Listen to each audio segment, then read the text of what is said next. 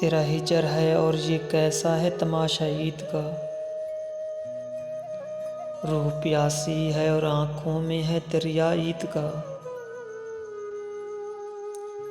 खुशबुएं फैली हुई हैं अब मेरे चारों तरफ, पर मुझे भाया नहीं है कोई जादू ईद का।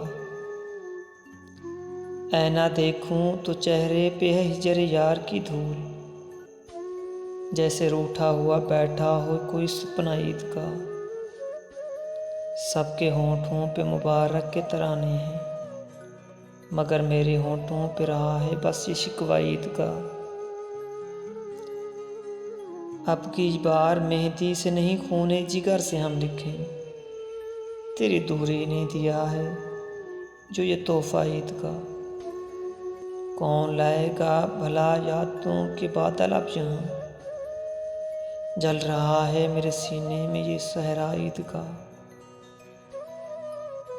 जाने किस हाल में होंगे तुम किसी गैर के साथ, नायाब हमने तन्हाई गुजारी है ये दिन ईद का।